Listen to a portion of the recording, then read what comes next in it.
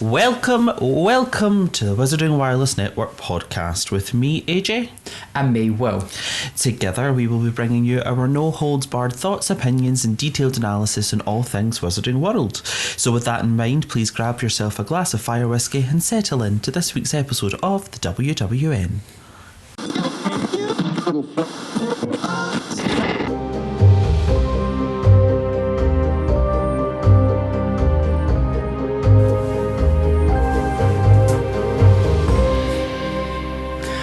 Welcome back to the Wizarding Wireless Network with your hosts AJ and Will, streaming to you live on all of your favourite podcast providers and on YouTube.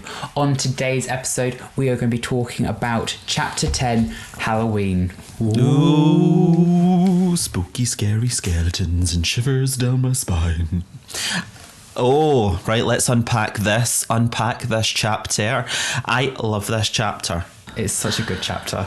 Oh, it really is. It's absolutely fab. I was listening to it this morning when I was driving into work. Stephen Fry just gently getting me along the M25. It was absolutely delightful, but there is so much that goes on in this chapter. We get Harry and his Nimbus 2000 united at last. We then get Wingardium Leviosa, not Wingardium Leviosa. We then get Hermione getting attacked by a troll. We also get Harry and Draco Malfoy having a little bit of a standoff again. So a lot happens. Yeah, so we get so much in this chapter. It's a jam-packed chapter. Absolutely. What's been your highlight of the chapter? I think it's definitely got to be Quirrell fainting in front of everyone. Oh, God, yeah. What a laugh. What an absolute laugh. It's just so satisfying. And the fact that, could you imagine if he fell backwards when he fainted? Well, Voldemort would certainly end up with a sore face. Bit of a nosebleed. And just a tad.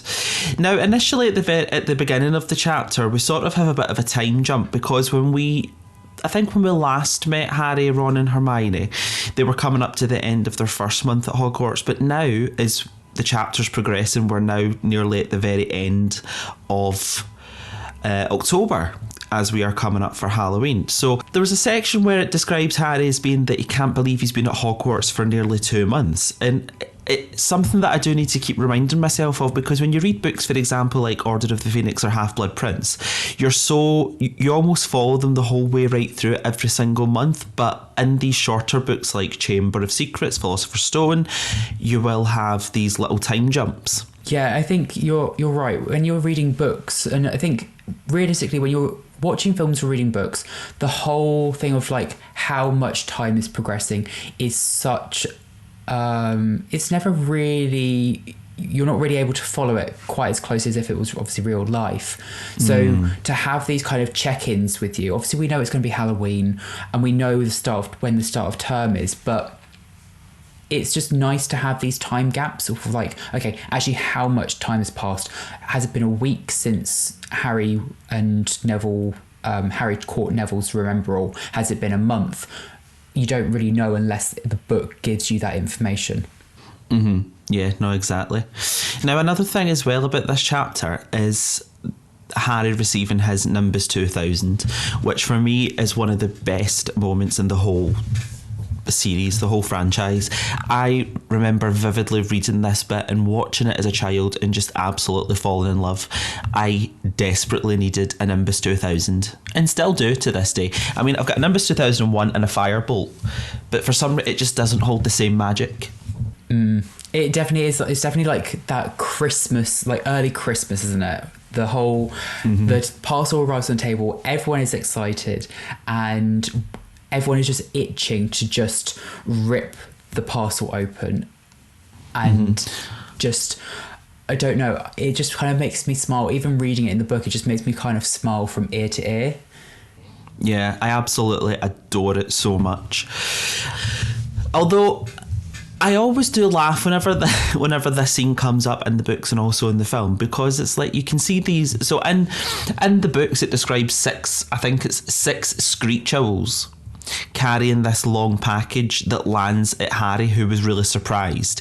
And then a letter arrives on top of it. So when he gets the letter, he rips it open and it says, under no circumstances open this here, because all the other pupils may get jealous, because it is a Nimbus 2000 broomstick. And Ron, he just gazes longingly at the package, just desperate to open it. But obviously, I think the book, sorry, not the books, I think the film really captured that quite well, because it was like almost a second Christmas, because like between Harry and Ron just opening that package, it was like, that's not just a broomstick, it's a Nimbus 2000. And Oliver Wood's face just aghast. It was like, who's this wee dude getting a Nimbus 2000 and I had to wait? Exactly. I think in a way it's where I don't know which scene is better, whether it's the books or the film does it better, where you've got poor Hedwig trying to lug this broomstick in, or you've got the 6 owls all trying to carry this broomstick in and trying to like coordinate this landing. Exactly. I would love to have seen the logistics of that. But credit where credit's due. I think they did a really good job. Well, from my opinion of reading it anyway. But a bit that I wish they had honestly kept in the movie was seeing Malfoy, Crabbe and Goyle's faces when Ron tells them that Harry's got a Nimbus 2000. But more so about that. So when they had this little confrontation on the grand staircase, Professor Flitwick comes at Malfoy's elbow and says, I hope you're not fighting, boys. And then Malfoy just turns around and says, Harry's got his own broomstick. And then he just mic drops and says, oh yes, Professor McGonagall told me. What make is it? A Nimbus 2000? And Malfoy's face is just gagged. It is such a good little scene in this. I agree with you. I wish they had kept this in the film, because actually the idea of Malfoy trying again to get Harry into trouble, going like, first you aren't allowed broomsticks, you're getting it this time, you were definitely getting kicked out, only for Professor Flitwick to come in and just go, oh yeah, McGonagall told me all about it, how is it, have you tried it out yet? And it just completely backfires again. It's just so satisfying. Yeah, absolutely. It really is. It absolutely is. But then we go into that amazing scene of Harry and Oliver Wood discussing, you know, the whole elements of Quidditch. It's quite funny though, because you can sort of see the stark contrast between the Muggle and magical world, because when Oliver Wood is describing to Harry what the rules of Quidditch are and telling him about the 3 hoops at either end of the pitch, he says, oh, it's just like a magical game of basketball. And Oliver Wood's like, what's basketball? So you've got that comparison there.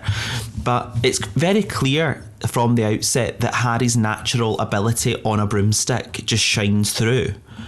And again, I think this is something that I wish we had seen more in the films, is the fact that Harry's natural ability, like the fact that even before Wood turned up for the practice session, Harry just couldn't wait to get going and flying around and just was able to just do it. It just reinforces that whole thing of, this is just something that he was naturally able to do, and this is what he can excel in. Absolutely. Yeah, I just wish it was another thing that was kind of like left in, of Wood had come to meet Harry rather than them both walking out together. Yeah, for sure. I kind of got these scenes a bit mixed up, I think, in the last episode, because I was getting a bit confused of when Harry had been picked for the Quidditch team by McGonagall and everyone had kind of like told him about Quidditch. I think I got these scenes a bit kind of confused from the last episode, where I was saying how this scene then doesn't happen, but it does happen in the films. Does that make sense? Yeah. I think I got these kind of mixed up in terms of, I didn't realise that this was just later on in the chapters. So probably should read maybe 2 or 3 chapters ahead of myself before saying anything. But, you know, we live and learn. We do, we move. We certainly do, we move. Saying that, I have my copy of the book here.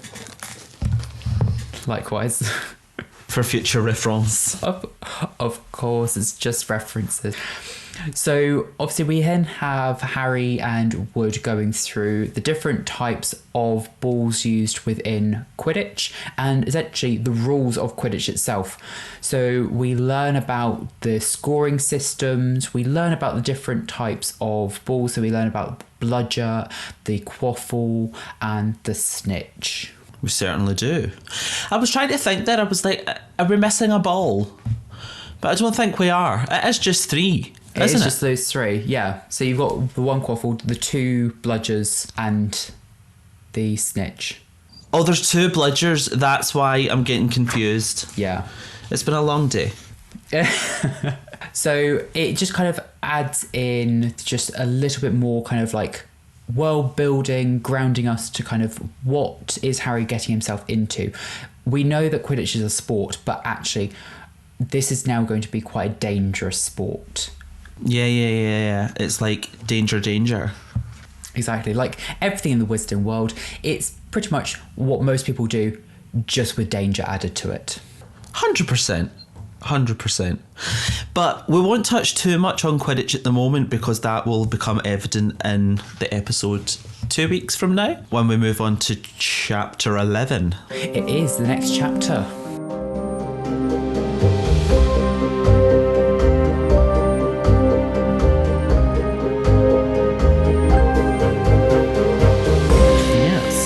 Now, moving on from that, we have one of the quintessential moments of the whole Harry Potter franchise. We are talking about charms. We are going to Professor Flitwick's classroom and we are going to learn the levitation charm, Wingardium Leviosa. Our little swish and flick. Absolutely. Now, from what we can see in the books, they have been itching to do it since Professor Flitwick made Neville Longbottom's Toad Trevor fly around the room. And of course, Hermione Granger is in her element where she is able to perfect this charm. Chef's kiss. As if she hasn't been practicing this all summer before joining Hogwarts. I know. Now this is I have a bone of contention about that. Mm-hmm. Mafalda Hopkirk, right? If Hermione has been practicing a few simple spells in the Muggle world, where was Mafalda Hopkirk? Where was her howler? She was on vacation. She was on vacay. Who is looking after that department? You know, Hermione, little miss, I've been practicing all summer walking up into the Hogwarts Express with her wand. And she's like, I've been doing this all summer. Mafalda Hopkirk's like, oh yeah, do whatever you want. Yeah, I don't care. Harry does a Patronus charm to protect himself. And then all of a sudden he's like, expelled. Well, I suppose if she was practicing in her bedroom, she's not in the presence of a Muggle. Well, still a Muggle suburb. It could have went wrong. Oh yeah, that's true. It could have blown up a house, but... Choices. Absolutely. Like you said, Hermione's in her element. She is practicing spells, charms of all things, which, again, we know that she has got down to a T at this point. Mm-hmm. And she is able to show off. Oh, she certainly is. And show off, she certainly does. Now, with that does come... I don't really know how I would put this. Would you call it a bit of jealousy on Ron's part, or just frustration that Hermione can do everything better than what he and Harry can, that she has a bit of a insufferable know-it-all, as Professor Snape would call her? I think it is. Yeah, I certainly do think there is a bit of inadequacy about Ron. I think it's that whole thing of he's come from a Wizarding family, and it's not necessarily that whole thing of that she's a mudblood or anything, but it's definitely the whole thing of, well, I've come from a magical family, you've come from a Muggle family, and yet you're better than I am. You're kind of showing me up. Mm-hmm. Yeah, for sure. Now, with that, Ron then does utter the lines that she's a nightmare, honestly. And then Hermione obviously hears that and then goes off to the girls' bathroom and cries and cries and cries. Her and Mona Myrtle really should have set up like a little coffee morning. Exactly, like, she's completely missing out. She is the perfect empathy person, the one you can go and cry to, unload your woes to. Agony aunt, moaning Myrtle. Absolutely. I would read her column in the Daily Prophet. Oh, me too, 100%. Although it would just be like, Olive Hornby is a fat skank. I hate her. It's, very like Mean Girls burn book. It wouldn't be so much of an advice column. It would just be like a, who do you want to absolutely bitch about this week? Yeah, exactly. It'll just be, right, okay, I get your point, but have I told you about Olive Hornby? She is nothing. Like, your problems are nothing on her. Move over Rita Skeeter. Oh, yeah. So, yeah, I mean, do you think Ron was being a bit harsh at this point? God, yeah, absolutely. Absolutely. But as we know what comes at the end of the chapter, there will be such a huge shift in the dynamic of that friendship group. Talking of which, we then have the delightful Professor Quirrell running into the Great Hall. Well, tell us all about that. So, yeah, this is where it slightly differs from where we have it in the films. And I can't help but have this scene. When I read this in the book, obviously it's nothing like how it is in the Philosopher's Stone, but all I have is Quirrell sprinting in as Filch does in Goblet of Fire. Oh, that is one of my favourite parts of that film. So literally has me cracking up every time. So I have the image of Professor Quirrell sprinting in as Filch up to the headmaster's table. He runs over, he's leaning over, and he is just letting out in front of everyone, not even like a whisper, that there is a troll in the dungeon, and just falls flat onto his face. Thankfully his face, not Voldemort's. Could you imagine? But saying that, when I was watching it last night, so the bit when Quirrell takes off his turban and reveals Voldemort's face? It's like Voldemort's face is like birthed, so it's like it's just pressing through. Exactly, so maybe it did fall on his face. Maybe. Could you imagine just the oh? You'd be fuming. You'd be absolutely fuming. Well, it's like the meme. It's like, how does Quirrell sleep at night? On his side. He has to. Yeah, he's got no other option. Now, at this point, when Professor Dumbledore essentially takes command of the Great Hall and instructs all the prefects to lead their houses back to the dormitories, I love the sheer characterisation of Percy Weasley in this, because they said Percy was in his element. Follow me, stick together first years. Excuse me, I am a prefect. I am a prefect. Out the way first year. Boof. Yeah, it's like follow me, follow me, follow me. Yeah, absolutely. He's definitely his element. He has suddenly been given power. I know. Now, weirdly, do you not get kind of Dolores Umbridge vibes from Percy a little bit? Oh god, yeah, absolutely. But the thing about Percy is that he became self-aware. Umbridge would never. He would absolutely never. And the thing is, I think Percy's that whole lawful good character in any way, rather than just kind of lawful evil.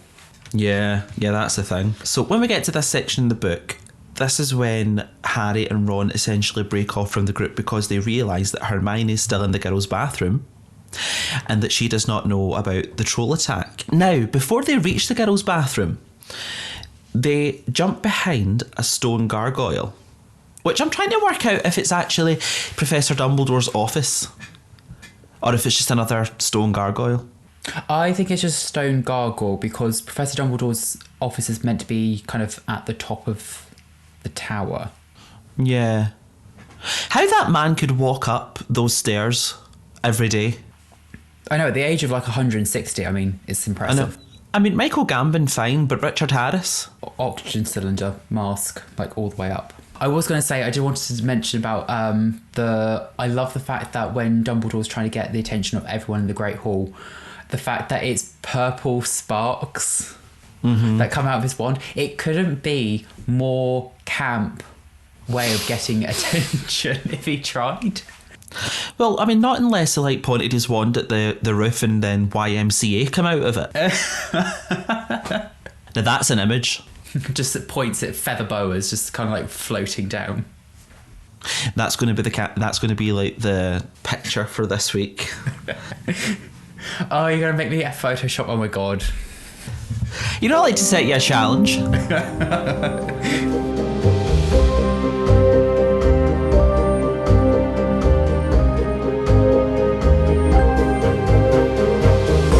To then, obviously, we've got Harry and Ron then hiding behind the gargoyle. I don't necessarily think it is Dumbledore's office. No. I think it is just a gargoyle. But is it something that was definitely missing from the films? I don't actually know if it's something in the books, but it's definitely something in the games. Do you remember when, like, you'd go round in the Order of the Phoenix games and all of the gargoyles would talk to you? Like, you could talk to them. Again, I think it's just something that was completely missing, whether it's in the books or the films, just that whole element of everything in the castle is alive. Yeah. It goes back to that point that we made a few episodes ago about the castle being a character as opposed to a location. Yeah, absolutely.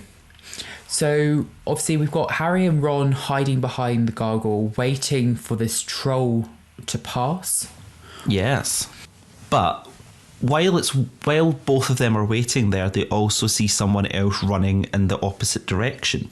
And that person is Professor Severus Snape.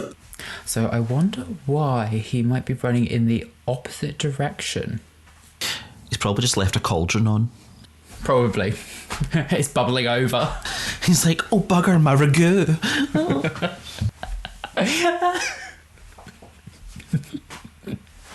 That's camp.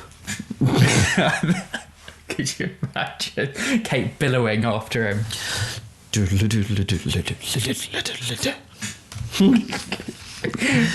But yeah, anyway, so when they recognise that the troll is heading towards a girl's bathroom with Hermione locked in there,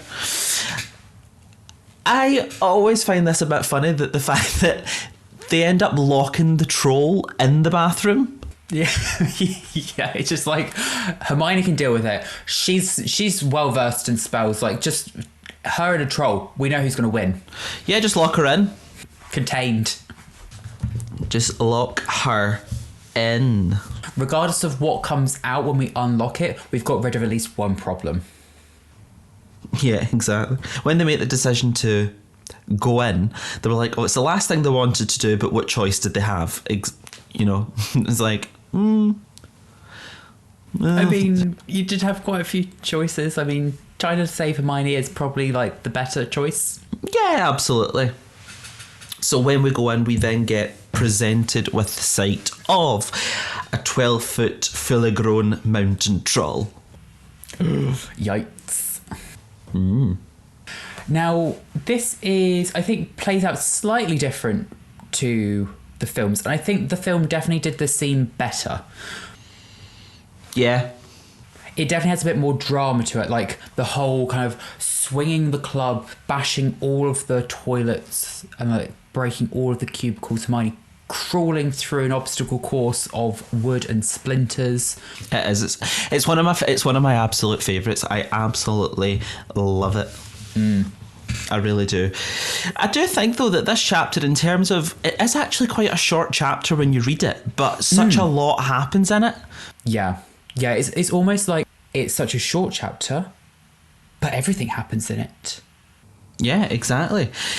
Now, obviously, our golden trio are fully formed by the end of this chapter after bonding over essentially knocking out a 12-foot mountain troll.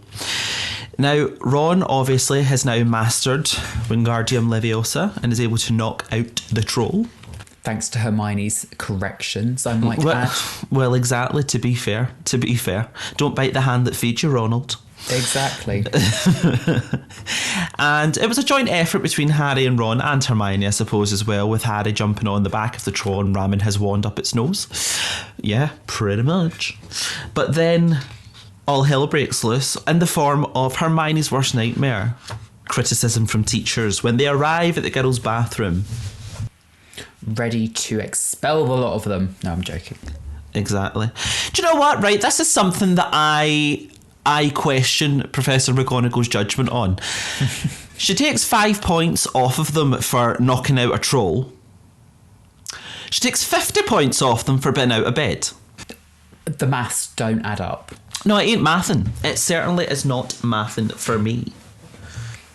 Like, I think this is where we were saying the other day, where it's very fast and loose on the house points. Yeah, it's like there's no like rubric, there's no marking grid. No. Do you know what I mean? It's just like, yeah, I'll do whatever you want. Take 50 off, take 100 off, I don't care. Well, we definitely know that Dumbledore doesn't play by any rules and just goes, oh, Gryffindor, 100 points. Well, to be fair, him being him does have his privileges, so I suppose that extends to basically just saying whoever he wants the house cup to go to. Yeah, essentially. Fuck the rules. Innit? So, yeah, we've got Hermione's worst nightmare. We've got McGonagall and the rest of the faculty all coming in, ready to tackle this troll, only to find that it's already been dealt with. And our golden trio are fully formed. And they all held hands in a kumbaya circle. Literally. However, one thing that Hermione did that Ron and Harry couldn't quite believe is that she lied to a teacher. And that, I think, cemented their friendship. Yeah, I think it's definitely one of those things that this is where we then see Hermione fully involved with the trio. The fact that she's willing to go against her moral code to try and protect them. Yeah, absolutely. That kind of is where we end up at the end of the chapter. They go back to the Gryffindor common room afterwards. Yeah, and they all have sandwiches and have a lovely night. End day. Press X to end day. Well, all this excitement has worn me out. I'm off to bed. You've done nothing, Hermione, for that day. You've done nothing. I have done all the work. I have. Not you. Me. Why are you tired? Are you deficient in iron? Because you've done nothing. She's growing. So yeah, we get back to the Gryffindor common room, and I think this is the first time that we see that the password has been changed as well. Mm-hmm. So we've now got a new password, and as all Gryffindor should know, what is it, AJ? Pig snout. Absolutely. So the trio finally enter the Gryffindor common room as the Golden Trio. And they all lived happily ever after for the space of a week. Exactly, before all hell kicked off. Pretty much. So yeah, and that kind of wraps up our chapter. It is quite a packed chapter, this one, actually. So, AJ, what did you kind of think about the chapter itself? Overall opinion? Oh, I mean, I did love it, but there was so much going on in it. But just that magic of getting the Nimbus 2000, you can't beat it. Honestly, it's just such a... Oh, every time I think about it, it just makes me smile. Yeah. What about you? Do you like it? Yeah, I think it's... Even whether it's the book or the film, I think this is the turning point within both of... It's now just going to be stuff happening in every chapter. There's no filler. There's no padding. It is just event after event after event. Mm-hmm, absolutely. So with that in mind, well, what are we talking about next week? So next week we will be talking about the newly formed Golden Trio. Lovely. So we will be talking all things Harry, Ron and Hermione and their friendship through the years. Love that. So, as always, thank you guys so much for tuning in to this week's episode of the Wizarding Wireless Network. And remember, keep your radios tuned in for next week's episode where we'll be talking about the Golden Trio. Cherry bubbles. Take care.